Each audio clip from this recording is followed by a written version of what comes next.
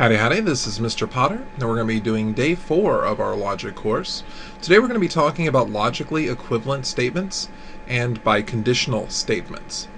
And so, what I want to do is I do want to do a real quick recap of what we talked about before. When we're talking about logically equivalent statements, we're talking about statements that have identical truth outcomes. So in other words, we're going to need to be doing a truth table for each side of the logically equivalent relationship to determine whether or not we actually are dealing with identical truth outcomes or not. So this is really one of the keys for the course, is that you're going to have to be able to create a truth table for any statement that we have, and that's why we've stressed so much about the definitions of negation, conjunction, disjunction, and conditional in terms of when that statement is true and when that statement is false, so we can determine what the truth outcomes are.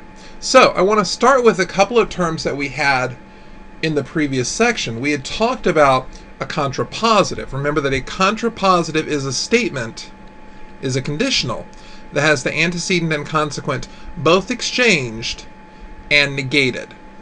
And so the contrapositive of the conditional P conditional Q would be negation Q conditional negation P. So I want to talk about this in the context of a truth table. So again, I have two statements, P and Q, that we're dealing with here.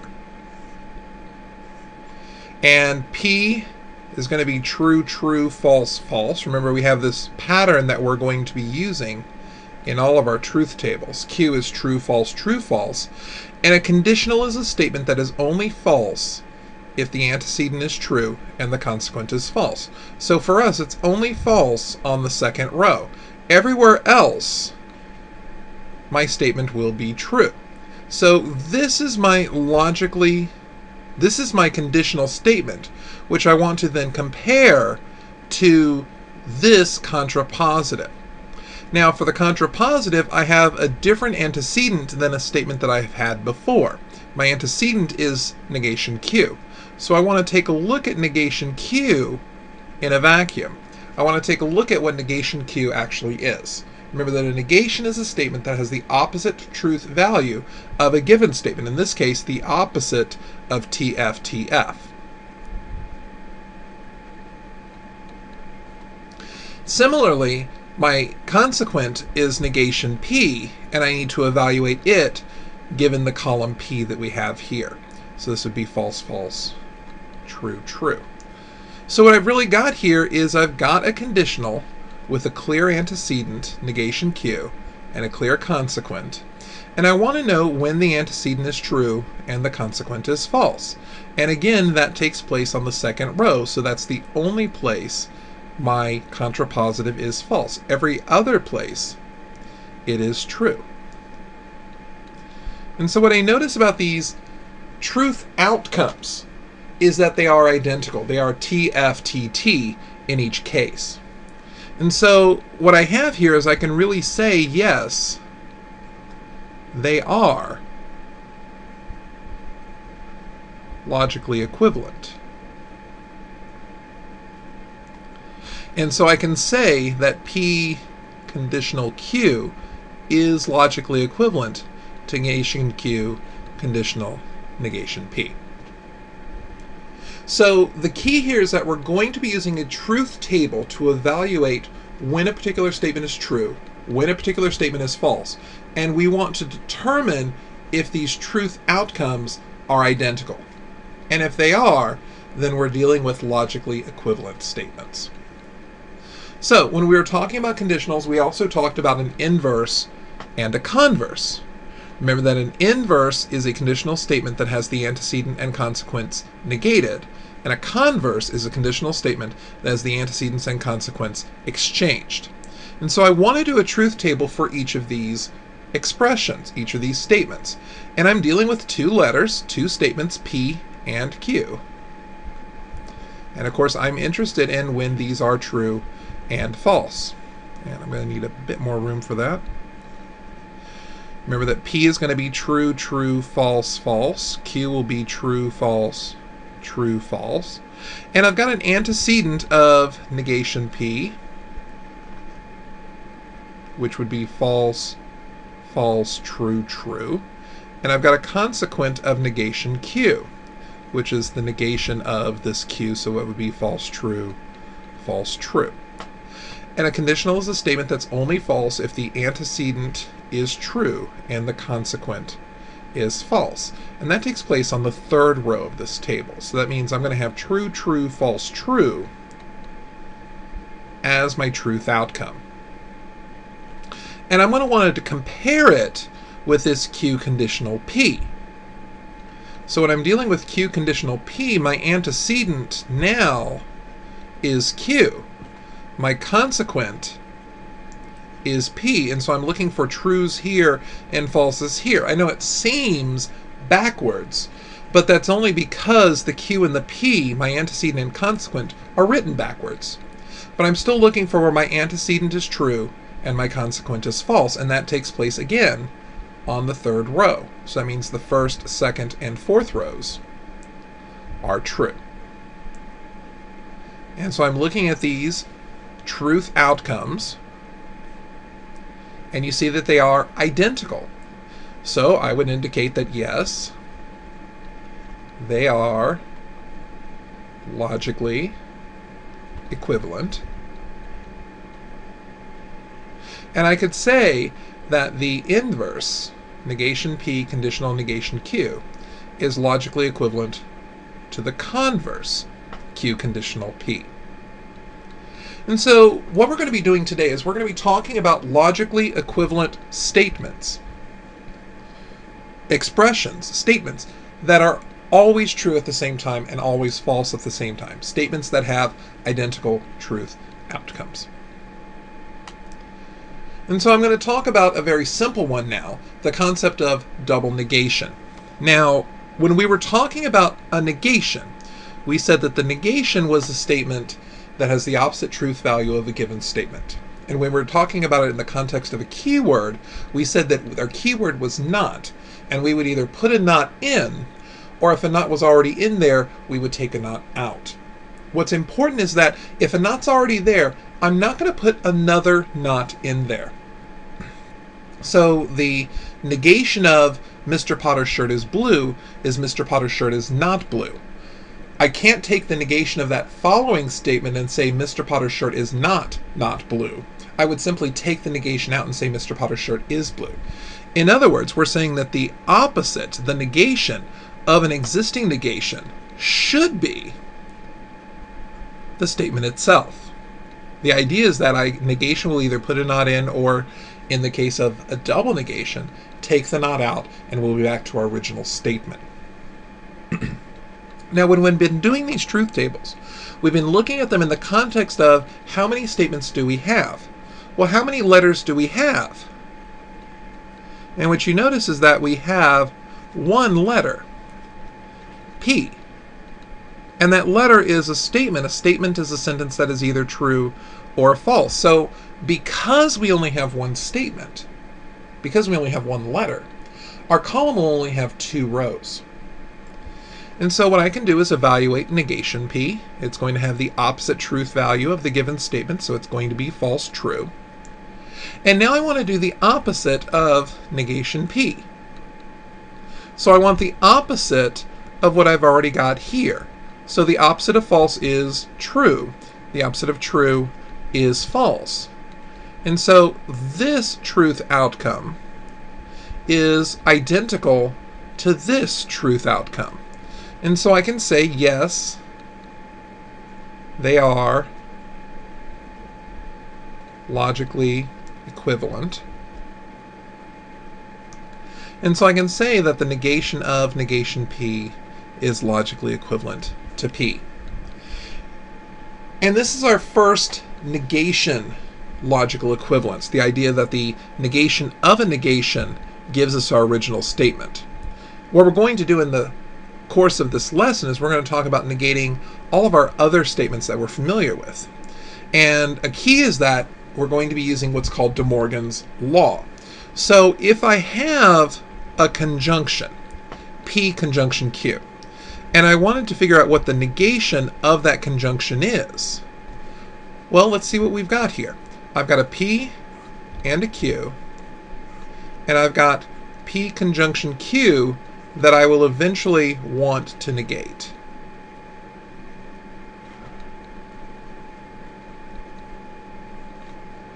P, of course, will be true, true, false, false.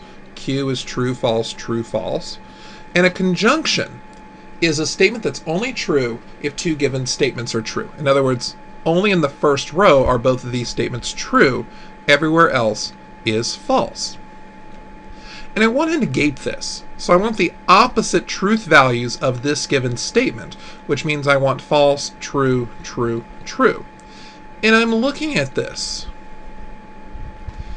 And what I've got here is I've got 3 trues and 1 false. And in the back of my mind, I'm thinking of disjunctions, because disjunctions also had 3 trues and 1 false. And what DeMorgan discovered is that if we were to take a look at negation P, disjunction, negation Q, we'd find something very interesting. So let's first evaluate negation P. Of course, that's going to be the opposite of P, so it's going to be false, false, true, true. And similarly, we want to evaluate negation Q. So that's going to be the opposite of Q, which would be false, true, false, true. And I want to do a disjunction. And a disjunction is a statement that's only false if both statements are false. And notice that only happened because I wanted the opposite of when both statements were true. I want the negation of a conjunction. So the first row is false. Every other row has to be true. And I end up with 2 identical truth outcomes.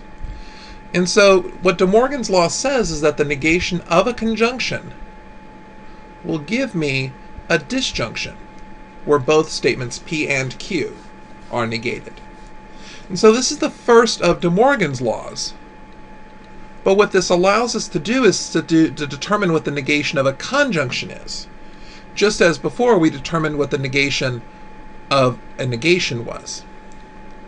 And so what I want to do in this context is I want to talk about the negation of a disjunction. And there is a corresponding DeMorgan's law for that. So let's take a look at the negation of P disjunction Q. So again, I'm going to start by listing my statements. And because I have 2 statements, I have 4 rows.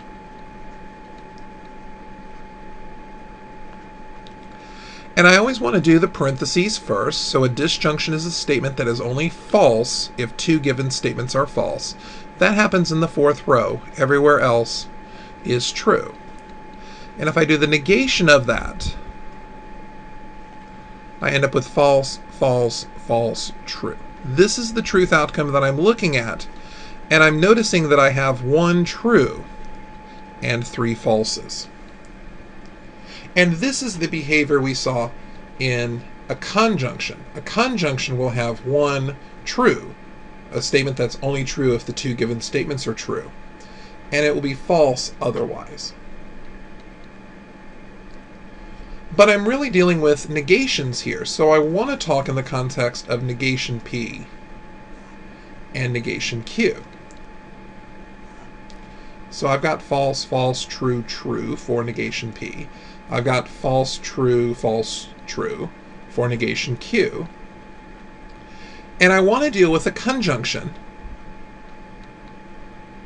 of negation P and negation Q. The conjunction is a statement that's only true if both statements are true. Here, both of the statements are true on the 4th row, and everywhere else, it's false. And because my 2 truth outcomes are identical, I would say yes, they are logically equivalent. And I would say that this is logically equivalent to negation P conjunction negation Q. So the negation of a conjunction gives us a disjunction. The negation of a disjunction gives us a conjunction, which brings up a very interesting question. If conjunctions and disjunctions are negations of each other, then how do I deal with a conditional? And so what I want to do is I want to talk about the concept of a conditional in general. P conditional Q.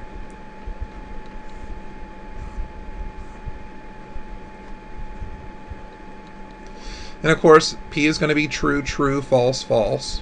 Q is going to be true, false, true, false. And a conditional is a statement that is only false if the antecedent is true and the consequent is false. And this is something that we see so often, that a traditional P conditional Q always has the false in the second row. And I'm looking at this in the context that we did before, where I have 3 true statements and 1 false statement. And so I need to think in the context of, okay, where have I seen that before? Where have I seen a statement that has 3 trues and 1 false? And again, the disjunction was what satisfied for us earlier. So I want to talk about this in the context of a disjunction. But notice the key word here that I've given you a hint for is denying the antecedent. My antecedent is P. So if I'm going to deny it, then I'm really looking at negation P. And so I'm going to end up with false, false, true, true. Keep in mind that I want a false in this second row. I want a disjunction because it's true and false the same number of times a conditional is. And I want to make sure that they're both false on this second row. Q is false on the second row. That means I need my antecedent to have this aspect of falseness. And that's why I'm looking at negation P here. So if I look at negation P disjunction Q, a disjunction is a statement that's only false if 2 given statements are false. That only happens now in the second row.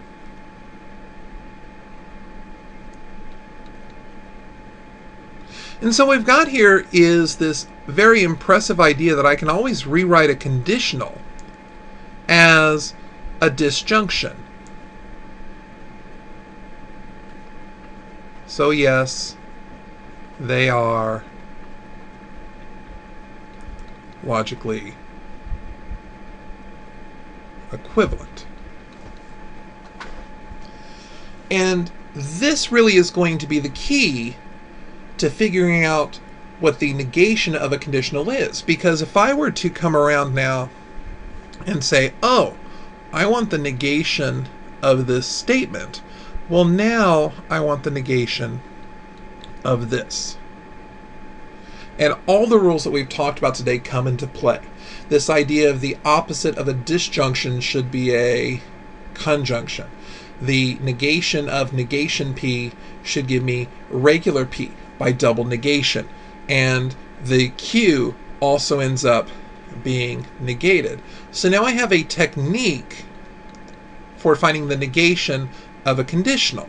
And this technique is called negating a conditional or denying the consequent. And so what I am proposing is that if I want to take the negation of a conditional, that should be logically equivalent to P conjunction negation Q. So what I've got here, I've got P, I've got Q, I've got parentheses, and I'm supposed to evaluate my parentheses first. So P is true, true, false, false. Q is true, false, true, false. And conditionals are only false if the antecedent is true and the consequent is false. That's the second row. So this is my parentheses, and I want to negate it. And so that's going to give me false, true, false, false.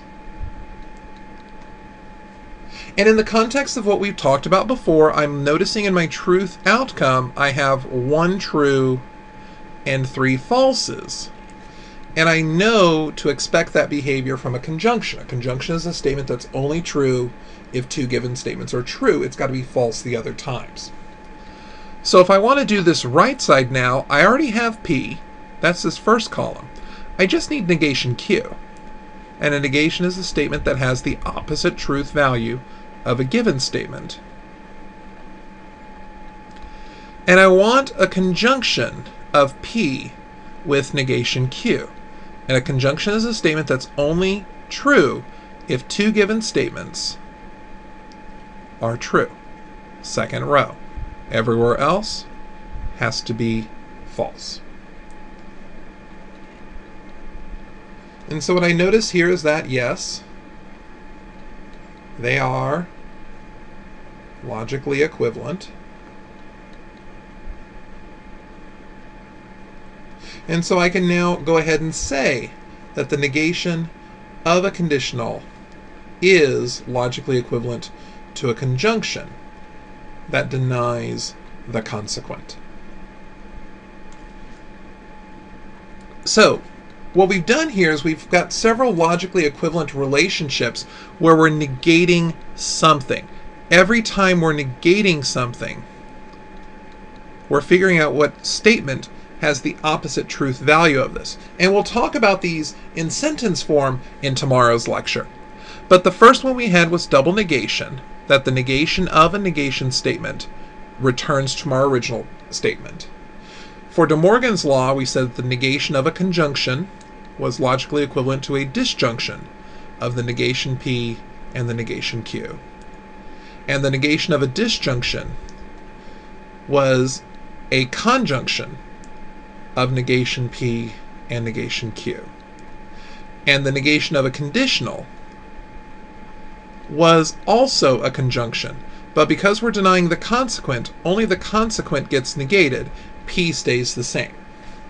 And this came from the idea of denying the antecedent, the idea of rewriting a conditional as a disjunction by making the conditional negative. So these are the logically equivalent statements in addition to contrapositive that we talked about, and the fact that converse and inverse are identical truth outcomes. But these negation of statements are what's really important for us in this class, and we'll be using these extensively in the next few lessons. So we've talked about this concept of logically equivalent relationships. The final thing that I want to talk about today is I want to talk about our last statement, the last statement that we're going to be dealing with, which is a biconditional. Now, a biconditional is a statement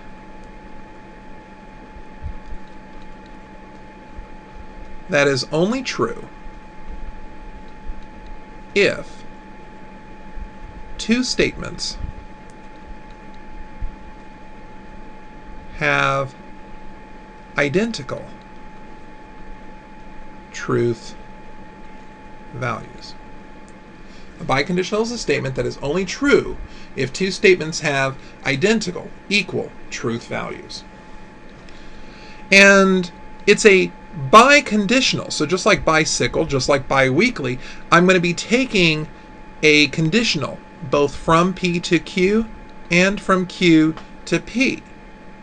And we'll talk more about this in just a moment. But the first thing I want to do is I want to talk about our truth table. So again, P is true, true, false, false. Q is true, false, true, false. And a biconditional is a statement that is only true if two statements have identical truth values. In the first row, they're both true, they're both identical. And in the fourth row, they're both false, so they're identical. But in the second and third rows, they're different. And so my second and third rows of my truth table are false.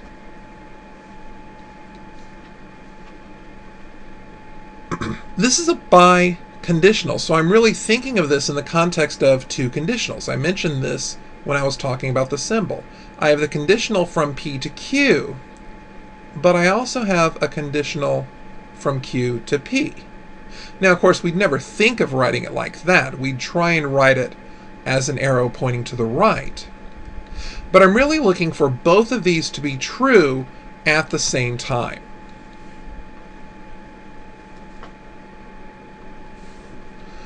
So I know that a conditional is only true I mean, it's only false if the antecedent is true and the consequent is false. I'm basically copying this column from what we've seen before for conditional statements. And if Q is my antecedent and P is my consequent, then I'm looking for trues here and falses here. That means that the third row will be false. And a conjunction is a statement that's only true if two given statements are true, which happens in the first row and happens in the fourth row. And so what I actually see here is that this conjunction of two conditionals gives me this biconditional. In reality, I've got a logically equivalent statement that biconditional Q is logically equivalent to the conjunction of two conditionals. One conditional is P conditional Q, and the other one is the conditional Q conditional P.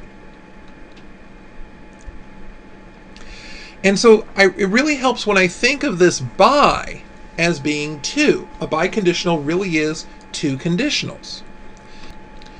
And when I'm talking about this, I really want to talk about the biconditional keyword in this context of, well, yeah, I have two conditionals, P conditional Q and Q conditional P.